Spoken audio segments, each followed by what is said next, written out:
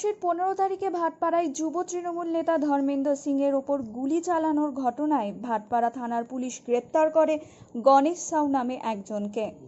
আজ তাকে নিয়ে সাংসদ অর্জুন সিংয়ের বাড়িতে তল্লাশি চালাতে আসে ব্যারাকপুর পুলিশ কমিশনারেটের বিশাল পুলিশ বাহিনী।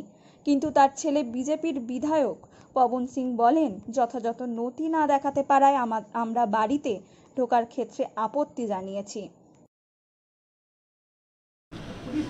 ये कुछ दिन पहले तो आपको न्यूज़ में आया था कि पुलिस आई थी सर्च वारंट को लेकर, तो उसमें मैंने उनको बोला था, रिक्वेस्ट भी किया था कि आप सर्च वारंट लाइए, हम आपके साथ कोऑपरेट करेंगे और आपको जो भी सर्च करना है आपको हम लोग अलाउ कर देंगे।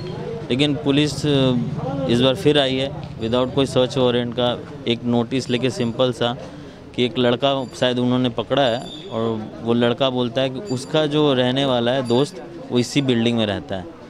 तो हम बोले कि आपको सर हमने पहले भी बार रिक्वेस्ट किया था कि आप सर्च वारंट लाइए, आप जब ये लड़का पकड़ाया है इसके क्या सबूत है सर कि ये जो बोल रहा है वो सही है? उसको तो आप थ्रेटिंग दे के भी मार के भी आप बुलवा सकते हैं, उसके आधार पे तो हम ये नहीं करने देंगे आपको।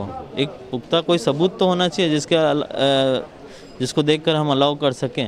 अब सर्च वारंट लाते नहीं, बार बार हमारे यहाँ आते हैं, बार बार हम लोग को परेशान करते हैं। हम लोग को और कोई काम नहीं है कि बस यही मतलब आप इलीगली तरीके से हमारे घर में घुसेंगे और हम आपको रोकेंगे।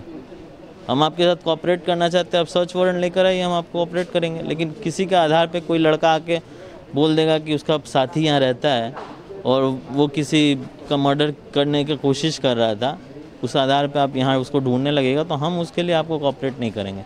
तो इसीलिए हम लोग उनको रोक रहे हैं। आप ऐसे एक साधारण नागरिक हो गए, क्या लग रहा है आपको कि कैसा पॉलिटिक्स चल रहा है?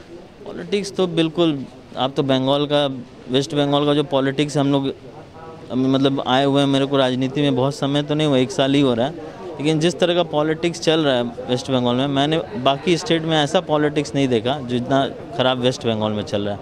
मतलब ठीक है, हम लोग भी अपोजिशन पार्टी में, हम लोग भी पार्टी करते हैं, इसका मतलब ये नहीं है कि आप किसी के मतलब इतना हम लोग के पीछे पड़ जाइए, इतना हम लोग को थ्रेटिंग करिए, इतना हम लोग को परेशान कीजिए और ये बोलिए कि बस कोई भी इलीगल या मतलब कोई भी एंटी सोशल वाला आदमी हमारे बिल्डिंग में रहता है। मतलब ये क्या है, हमको कुछ समझ में नहीं आता है कि ये इस तरह का राजनीति सही नहीं है हमारे हिसाब से। तो पार्टी का उच्च नेतृत्व को आपने बताया ना? हाँ, हमने फ़ोन किया उनको इन्फॉर्म किया, उन्होंने भी बात किया, विजय वर्गीय जी से हमने बात किया, तो उन्होंने बताया, उन्होंने पूरा डिटेल हमसे पूछा, हमने सब बताया। तो उनको भी मिसगाइड किया जा रहा था ये बोलकर कि नहीं ये तो एमपी साहब का बिल्डिंग नहीं है। हम बोले नहीं सर, उनका बिल्डिंग है, उनके नाम पे ही है और यहाँ सब सीआईएसएफ रहते हैं और ये बोलते हैं सर्च करेंगे। हम कैसे अलाउ कर सकते हैं सर कि इनको सर्च करने के लिए? तो उन्होंने बोला नहीं, जो आपको सही लग रहा है सिचुएशन के हिसाब से आप उसी तरह से काम कीजिए। धन्यवाद। पार्टी ऑफिस में आज सुबह ही मेरे पार्टी ऑफिस में जो 78 साल से वो पार्टी ऑफिस है, 78 थी क्या पार्टी ऑफिस मंडल ऑफिस আছে সেই জায়গা বোমা চলেছে। उसी जगह पर बम चली है।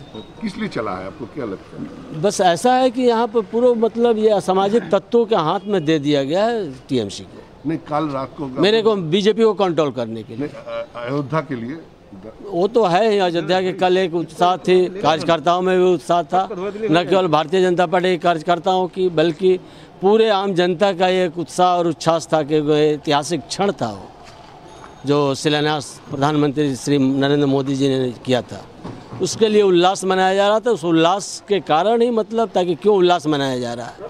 भारत देश में भी राम के लिए अगर उल्लास या उत्साह न मनाया जाए तो फिर कहाँ मनाया जाएगा? तो उसके लिए ये घटना घटा। बिल्कुल ऐसा ही है। अभी जो किसके ऊपर, टीएमसी के ऊपर है? बिल्कुल टीएमसी किया, तो टीएमसी किया। बिल्कुल। आप लोग थाने में रिपोर्ट किया? यहाँ किए हैं।